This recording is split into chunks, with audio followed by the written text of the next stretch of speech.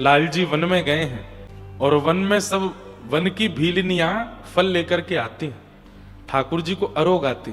चुपचाप ठाकुर जी बैठ करके उन भीलनियों के साथ मधुर मधुर फल चख लेते हैं। तभी मधुमंगल सीतामा को दिख जाते हैं ठाकुर जी। अच्छा, अकेरो अकेरो पारो सबरे फलन को। सो ठाकुर जी अपने थोड़े थोड़े उच्छिष्ट फलों को लेकर के ऐसे अपनी पीतांबरी में लेकर के सब ग्वाल वालों के पास जाते हैं और फिर सब ग्वाल वालों के साथ फल प्रसाद पावे की लीला करें। तो आज भी ऐसी वहां लीला घर में है, लेकिन बैठ के दर्शन करने का विधान नहीं है क्योंकि भीड़ बहुत ज्यादा है। इसलिए वहां जैसे मंदिरों में लाइन होती है, बाहर से लाइन लग के दर्शन करके जाते रहो, और कोई ऐसा नहीं कि दोबारा नहीं आ सकते, दोबारा से आ सकते हो, लेकिन सबसे पीछे लाइन में लगो, फिर आओ, फिर दर्शन करो। तो ऐसे चलेगा नहीं तो दिक्कत हो जाएगी, एसी वेसी सब खराब हो जाएंगे, इतने लोग बैठ जाएंगे तो सब सफोकेशन ना हो जाए, हॉल है। इसलिए व्यवस्था रखी है, आप सब लोग 5:30 बजे शाम को उपस्थित होना। घर के बगल में एक गली है, वहां सब लोग लाइन बद्ध हो जाना, बड़े छोटे वीआईपी वीवीआईपी सब एक ही लाइन में आना। वृद्धों के लिए प्रयास कर रहे हैं कि पीछे के सेक्शन में कुछ, लेकिन मानते नहीं है लोग, इतने चतुर हैं, अपने आप को वृद्ध ही बता देंगे कुर्सी पे बैठने के लिए। इसलिए केवल वृद्धों के लिए ऐसा रखा है कि वो पीछे बैठ के दर्शन कर सकें, क्योंकि चढ़ने उतरने में दिक्कत ना हो। तो इसलिए आप सब लोग कृपा कर, हम लोग कोई संस्था तो है नहीं मंदिर की जो वहां पे गार्ड लगे हों, आपको उठा में बैठा में, आप अपने आप ही व्यवस्था देख करके एक बार दर्शन हो गए, दोबारा इच्छा हो गई तो फिर से जाओ, बाहर से फिर से लाइन में लग के आ जाना। ऐसे दर्शन की विधा रखना।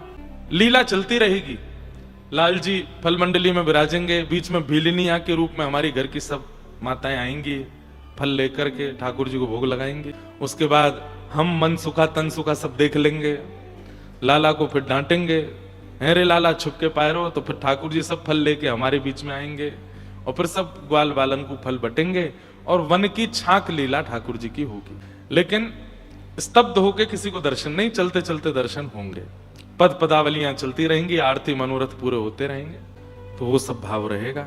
ये सुख है बंधुओं। अब देखिए कहां पुरुषोत्तम मास को मल मास कह दिया, तो इसमें एक दिन भी पवित्र नहीं माना जा रहा था। काहे को? कथा के बाद माइक वाले भैया को उठा के ले जाना आप लोग। क्या बता रहा था मैं? हाँ, कहां मलमास को एक दिन भी पवित्र नहीं माना जा रहा था, सारे मास इसके आगे इतरा रहे थे।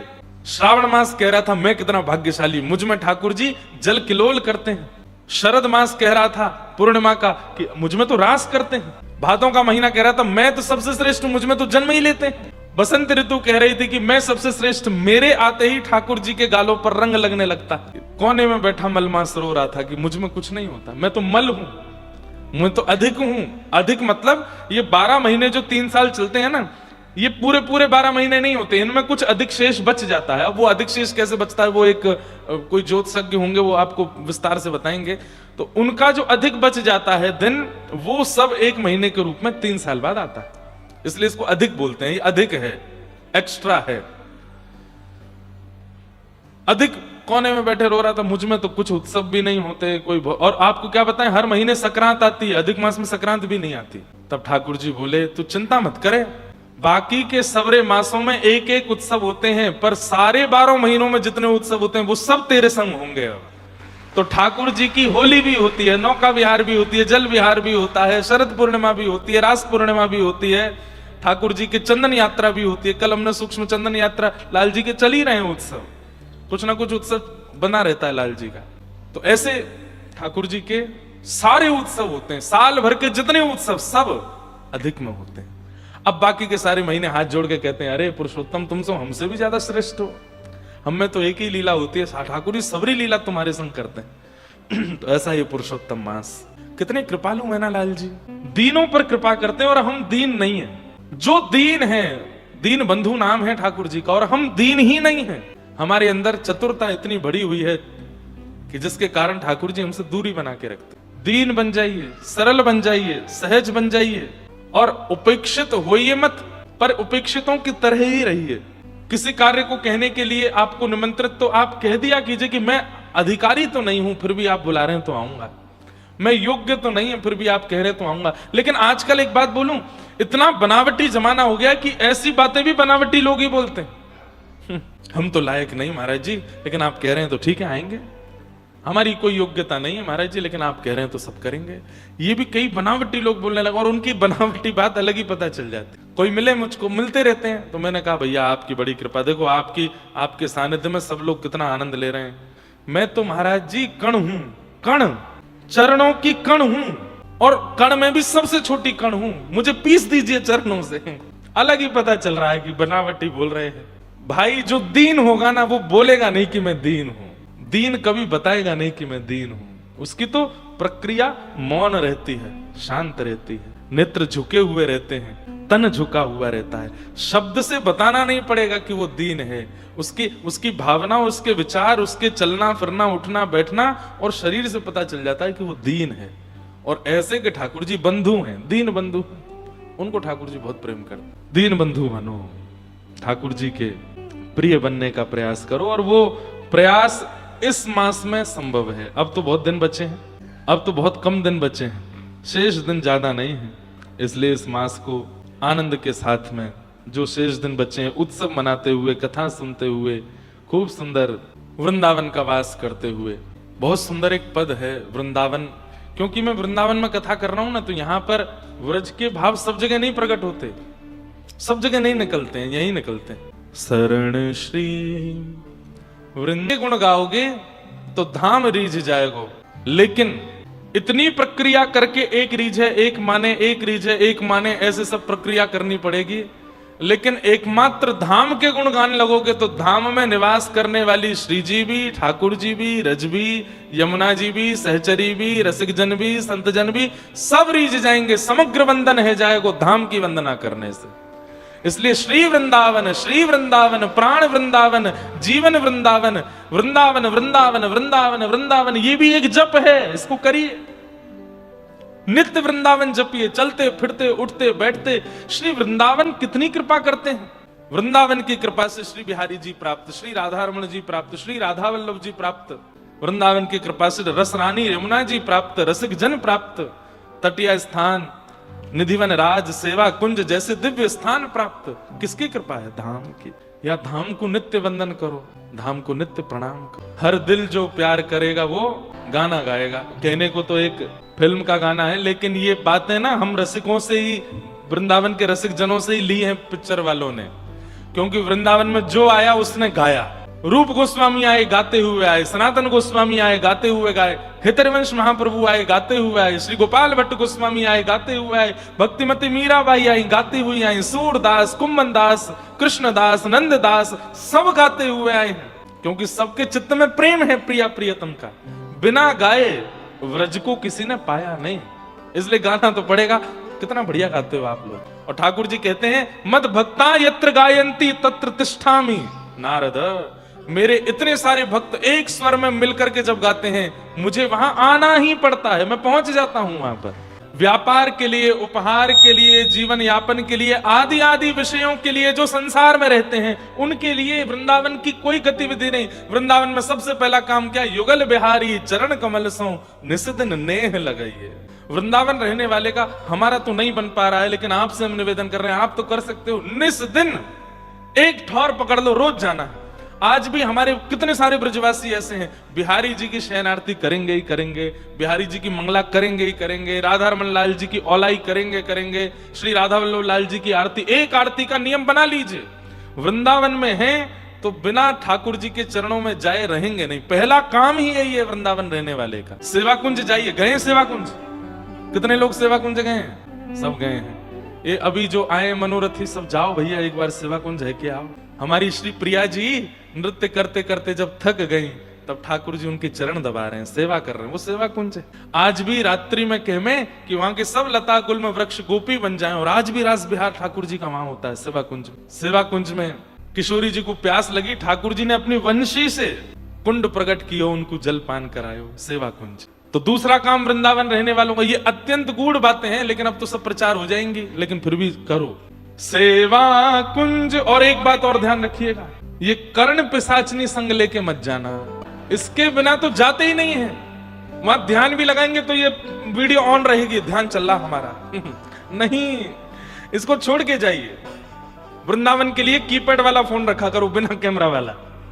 मैंने अभी मेरी दत्त धाम में कथा थी नासिक में, वहां के महाराज जी ने इतना बड़ा फोन दिया मुझे कीपैड वाला। तो मैंने कहा महाराज जी अधिक मास के बाद इसका शुभारंभ करूंगा मैं, वृंदावन में यही चलेगा कीपैड वाला, इतना सोने, उसमें कैमरा नहीं है, फोन उठाने करने के लिए बस बहुत है, वीडियो नहीं बनानी वृंदावन में। हमको तो इसलिए भी बनानी पड़ती कि चलो कुछ रसिक जन है उनको कुछ प्राप्त हो जाएगा, कुछ करेंगे, लेकिन फिर भी बहुत कम मन होता है वृंदावन में ज्यादा कुछ करने का। तो दूसरा काम ब्रज में क्या, कितना सरल है, केवल युगल बिहारी जी के नित्य दर्शन करने और सेवा कुंज के समीप बैठ के ध्यान लगाना, इतने में ही भावना सिद्ध हो जाएगी। फिर क्या अनुभव होगा? ये तो नियम है आध्यात्म पथ का, भक्ति पथ का, कि प्रारंभिक सीमा जब आप प्रारंभिक श्रेणी में जब होते हैं तो बहुत जल्दी ध्यान लगने लगता है, बहुत ज्यादा सेवा में रुचि बनने लगती है, बहुत बढ़िया से भोजन प्रसादी सिद्ध होने लगती है, बहुत नाम जप में मन लगने लगता है। लेकिन एक समय के बाद ना तो नाम जप में मन लगता है, ना सेवा में मन लगता है, ना सेवा अच्छे से हो पाती, ना श्रृंगार हो पाता, ना प्रसाद हो पाता, आलस्य आने लगता है। पता है क्यों? क्योंकि पूर्व में प्रारंभिक स्थिति में जो हमारी सेवा बन रही थी उसके प्रति हमको अभिमान आ जाता है कि हमारा तो बड़ा सहज हो जाता है, उसके कारण वो अभिमान आने लगता है। अभिमान के कारण सेवा में आलस्य, नाम में आलस्य, कथा में अरुचि, धाम में अरुचि, वैष्णवों के प्रति अपराध, ये सब बनने लगता है। और ये सब का कारण प्रारंभ में हुए अनुभवों के प्रति अभिमान। आप अभी नहीं मानेंगे, लेकिन जब अनुभव होता है तो उसके बाद अभिमान आता है। उस अभिमान को दबाए रखने के लिए क्या करें, उस अभिमान को नष्ट करने के लिए क्या करें? तब आचार्य चरण अगली पंक्ति में कहते हैं, ले ले शीत। शीत के बारे में जानते हैं? कोई महापुरुष पाले, उसके बाद जो अवशेष बचे वो शीत प्रसादी कहलाती है। उस शीत प्रसादी को पाने से क्या होगा? बोले अहम शून्यता बनी रहेगी। अपनी सेवा के प्रति, नाम के प्रति, धाम के प्रति, कथा के प्रति जो भी हमसे अपराध बन रहे हैं, उन अपराधों को नष्ट करने का एक ही उपाय है, रसिक महापुरुष वैष्णव जनों की शीत प्रसादी लो। और शीत प्रसादी को मतलब है केवल तिनका मात्र, उनका तिनका ही ले लो और उनसे मांगो मत, ध्यान रखो और बस उनको पता ना चले और आपने उनकी जब वो प्रसादी पाले उसके बाद एक तिनका उसमें से ग्रहण कर लो। लेकिन आजकल ये हो नहीं पा रहा, श्री यमुना जी का जल पान करने को नहीं मिल पा रहा है। जिस प्रकार से हम लोगों ने यमुना जी का स्वरूप बिगाड़ दिया है, उस प्रकार से यमुना जल हम पी नहीं पा रहे हैं। क्या करें फिर? बोले वृंदावन में फिर जल आने के बाद यमुना जी ही हो जाता है। वृंदावन में जो जल है वो यमुना जी का स्वरूप है। प्रयास तो करना चाहिए कि हम आवाज उठाएं, हम प्रार्थना करें कि श्री यमुना जी को वापस भेजो। वृंदावन की रसरानी पटरानी श्री यमुना जी नहीं है। दिल्ली का पूरा जल आ रहा है वृंदावन में, यमुना जी नहीं आ रही हैं। इसी कारण से वृंदावन में कुछ ना कुछ वैष्णवों की दुर्घटनाएं होती रह रही हैं, क्योंकि यमुना जी नहीं है। हम तो कहते हैं, हम तो अभी एक बड़े महापुरुष के यहाँ गए दक्षिण में, वहां पे भी बोल के आया मैंने कि आप महाराज जी नदियों के लिए बहुत क्रम करते हैं, यमुना जी के लिए करो। ऋषिकेश वाले महाराज जी के पास गए, वहां आरती होती है गंगा जी की, उनसे भी कह के आया मैंने कहा महाराज जी हम तो बालक हैं, आप थोड़ी आवाज उठा के यमुना जी के लिए कुछ करिए। कौन को रो रहा हो भैया? ये पता है आपको, बालक के द्वारा संदेश देके यमुना जी ही रुदन कर रही है। हमें ऐसा लगता है यमुना जी ही आज्ञा कर रही है कि हाँ हमारे विरह को कोई तो बता रहा है। श्री ठाकुर जी प्रसन्न कम दिखते हैं वृंदावन में आजकल। क्यों?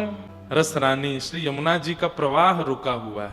रस रानी यमुना जी के स्वरूप को हम लोगों ने अति धूमिल कर दिया है। एक बालक कल हमसे मिलने के लिए आए और वो दंडवती कर रहे हैं, 21 दंडवती ऐसा उन्होंने एक पोस्टर में लिखा है। और अभी 21वीं दंडवती वो केवल जल पी करके कर रहे हैं और उनका केवल ये कहना है कि महाराज जी व्रज को व्रज रहने दिया जाए।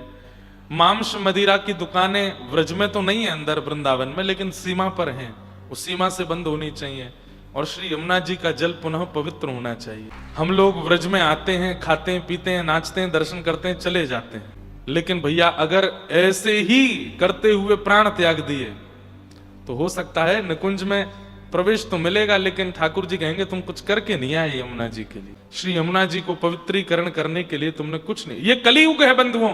यहां आप सोचें कि ठाकुर जी फिर प्रकट होकर के तांडव करेंगे कालिया नाग की तरह, ऐसा नहीं होगा। कलिकाल में भगवान कहते हैं अहम भक्त पराधीन, मैं चाह करके भी कुछ नहीं करूंगा, सब तुम करोगे। अगर हम नहीं करके गए तो ठाकुर जी नाराज तो होंगे। तो श्री यमुना जी के लिए हर वृंदावन आने वाले को आवाज उठानी चाहिए।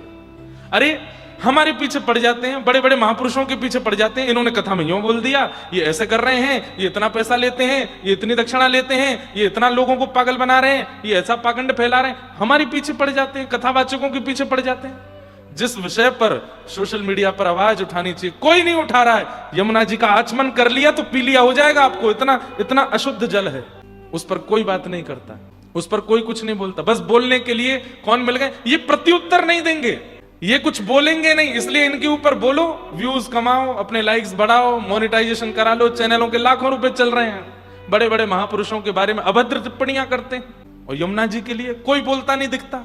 व्रज 84 कोस में ऐसे कैसे कैसे अद्भुत स्थान है, बिल्कुल नष्ट हो गए। ब्रज के कुंड, ब्रज के सरोवर, ब्रज की यमुना जी, कौन आवाज उठाता है इनके लिए? कोई नहीं। हमारे मन में आती तो बहुत है कि हम कुछ करने लगे, पर वो ये कि गृहस्थी है ना, साधु महात्मा होते तो कर लेते कि कल को कोई कुछ कर भी दे तो कोई दिक्कत नहीं है। तो पीछे पूरा परिवार है ना, इसलिए ये भी सोचते हैं कि भैया कोई पता नहीं है, संसार वैसे ही दुश्मन बना पड़ा है। लेकिन व्यासपीठ से तो हम बोल ही सकते हैं ना, आप सबको तो कह ही सकते हैं कि आप करो। हमारे कुछ बालक हैं, शिष्य हैं, यहाँ बैठे होंगे, सब जाते हैं यमुना जी। यमुना जी जाकर के वहां पर जाकर के शुद्धिकरण का वहां अब जितना उनसे बनता करते हैं बेचारे, प्लास्टिक उठाएंगे, पन्नी उठाएंगे, मालाएं उठाएंगे, फूल उठाएंगे। पर यमुना जी में, अरे वृंदावन की यमुना जी तो ऐसी हो कि नित्य दर्शन करें, नित्य जलपान करें, नित्य यमुना जी के दर्शन करके प्रसन्न हो जाए। अरे बिहारी जी को रिझानो है, नाम जप में एक माला कम करने लग जाओ, कोई दिक्कत नहीं, पर यमुना जी के लिए विचार करने लगो। यमुना जी जिसके प्रयास से शुद्ध होकर के वृंदावन में आ गई, बिहारी जी प्रत्यक्ष प्रकट है कि वाको हृदय से लगाएंगे कि तेने यमुना जी के लिए कछु कियो। आप सब भी ताली बजा के सुन के हंस के चले जाओगे, करेगा कोई कुछ नहीं, मुझे पता है। विरोध की बात आ जाए, इनका विरोध करना है तो वो भी आगे आते हैं, जो कभी सोशल मीडिया पे एक्टिव, वो भी अपना अकाउंट बनाते हैं, हम भी विरोध करेंगे, इनका डालो, इनके बारे में उल्टा सीधा लिखो, क्या होता है। बोले वैसे तो अपने फोटो डालने पे 50 लाइक आते हैं, इनके बारे में बोलने 5000 आते हैं, डालो। क्या हो गया है संसार को? शुद्ध कथा कर रहे हैं, केवल लोगों को कृष्ण प्रेम में जोड़ रहे हैं, उससे भी लोगों को परेशानी है। और उससे परेशानी नहीं है कि यमुना जी की हालत कैसी हो रही है। ब्रजवासी हो, कितनी बार गए यमुना जी? नहीं जाते। कितना स्नान करते यमुना जी में? नहीं करते। कितना जलपान करते यमुना जी का? वृंदावन के आसपास के सारे नाले जा रहे हैं यमुना जी में। अरे यहां तो जाएंगे ही, क्यों? राजधानी से बड़े बड़े नाले आ रहे हैं यमुना जी, नाला ही आ रहा है, यमुना जी नहीं आ रही है। यमुना जी को रोक लिया है हथनी कुंड पर, वहां बांध है, उसके आगे यमुना जी नहीं आ रही है, पर कोई आवाज नहीं उठा रहा। बड़े बड़े महापुरुषों ने, हमारे गौ माता जी गौशाला वाले पूज्य रमेश बाबा, जहां पर ब्याहुला उत्सव हुआ, वृंदावन से जंतर मंतर तक यात्रा की थी उन्होंने कि यमुना जी का जल छोड़ा जाए, कुछ नहीं हुआ। और भी कई महापुरुष लगे हैं, यमुना मिशन करके एक प्रारंभ हुआ, उसने भी बहुत प्रयास किए, लेकिन यमुना जी वैसी की वैसी ही हैं। क्यों? जनबल मिलकर के बोले तब तो सरकार को चिंता होगी, कोई बोले ही नहीं रहा तो सरकार को चिंता भी नहीं है। इसलिए भैया, व्रजवासी हो, व्रज उपासक हो, व्रज से प्रेम करते हो, व्रज आते जाते रहते हो, श्री जी का नाम बोलते हो, श्री जी के चरणों में जाते हो, श्री जी की प्रसादी पाते हो, उस समय थोड़ी सी मन में लज्जा होनी चाहिए कि श्री जी की प्राण प्रिया श्री यमुना जी नहीं है व्रज में। उनके लिए हमें आवाज उठानी चाहिए, उनके लिए हमें विरोध करना चाहिए, उनके लिए हमें अपना बल लगाना चाहिए कि यमुना जी वापस आए। कई लोगों का मुखमंडल देख के तो लग रहा है कि महाराज जी आगे बढ़ो, अब ठीक है, इस विषय को क्यों इतना खींचना, चलाओ आगे। तो हम तो चल देंगे। आपको भले ये सीरियस मैटर ना लगता हो, लेकिन भैया 10 वर्ष हो गए हमको कथा करते हुए, अब हम कुछ ना कुछ तो यमुना जी के लिए करेंगे। प्राण जावे उससे पहले यमुना जी के शुद्ध जल का स्नान पान मज्जन करके जाएंगे यहाँ से, ऐसे नहीं जाएंगे। यमुना जी में हिलोरें आती हों, यमुना जी कलकल करके बहती हों, यमुना जी का जलपान ऐसा, वृंदावन के लोग घरों में स्नान ही नहीं करें, सब यमुना जी जामे स्नान करने, वहीं का जलपान करें, वहीं तिलक स्वरूप कर रहे हैं। आहा, कहीं पूज्य मलुकपीठ वाले महाराज जी बैठे हैं, कहीं हमारे गोरीलाल कुंज वाले महाराज जी बैठे, सब वहीं बैठ करके संध्या वंदन कर रहे हैं। सुबह सुबह 5 बजे का दर्शन देखो, सारे व्रजमंडल के संत यमुना जी के तट पर बैठे हैं, सब अपनी सेवा में लगे हैं। कहीं ठाकुर सेवा चल रही है, कहीं शालिग्राम सेवा चल रही है। पालकियों में प्रतिनिधि रूप में राधा रमन लाल जी के प्रतिनिधि चित्र आ रहे हैं, राधा वल्लभ जी के चित्र आ रहे हैं, राधा रमन जी के चित्र आ रहे हैं। और सुनो, हमने सुना है कि किसी काल में श्री जी बाबा श्रीनाथ जी का जल भी वृंदावन से ही जाता था, विश्राम घाट मथुरा से ही जाता था। यमुना जी का जल अब भी शायद जाता ही होगा, आज भी जाते हैं। पर जिस दिन पवित्र हो जाएंगी यमुना जी, कितना आनंद आवेगा। हमारे श्री जी बाबा भी नाथ द्वारा में बैठे बैठे दत्तुइयां दिखाएंगे, आनंदित हो जाएंगे। मेरी श्री जी, मेरी प्राण वल्लभा श्री यमुना जी कितनी पवित्र हो गई, कितनी सुंदर हो गई। उस दिन वृंदावन में दीपोत्सव मनाया जाएगा, क्योंकि हमारी तो पटरानी है, हमारी तो बहू जी हैं यमुना जी। बहू रानी जब नए नवीले रूप में आवेंगी, पूरे वृंदावन में उत्सव मनाया जाएगा, कितना आनंद आवेगा। ये देख करके प्राण निकले तो हम समझ जाएंगे कि हमें सब कुछ प्राप्त हो गया। भजन का भाव, व्रज का भाव, कथा का भाव सब मिल गया कि यमुना जी के प्रत्यक्ष दर्शन हो गए। अभी स्नान पूर्णिमा आने वाली है। हमारे गिरधर लाल जी के स्नान के लिए जल पता यमुना जी का कहां से लाते हैं? उत्तराखंड में कट्टा पत्थर एक जगह, जहां यमुना जी पहली आती हैं पृथ्वी पर, वहां जाते हैं। वहां जाकर के यमुना जी का जल लेके आते हैं, उससे फिर करते हैं। क्यों? बिल्कुल शुद्ध स्वच्छ, बिल्कुल जैसा यमुना जी का स्वरूप है, श्याम वर्णा, वैसी है वहां पर। लेकिन जैसे ही आप जाओगे, भीतर के एक एक पत्थर देख सकते हो, कंकड़ देख सकते हो, इतना सुंदर जल है यमुना जी का। सूरदास जी से किसी ने पूछा सबसे स्वच्छ और सबसे पवित्र नदी कौन सी भारत की, तब तो उन्होंने कहा गंगा जी। किसी ने कहा आप पुष्टि मार्गी होकर के यमुना जी का नाम नहीं बोले? तो सूरदास जी बोले आपने नदी के बारे में पूछा था, उसमें गंगा जी का नाम है, यमुना जी तो अमृत हैं, यमुना जी तो साक्षात पटरानी हैं।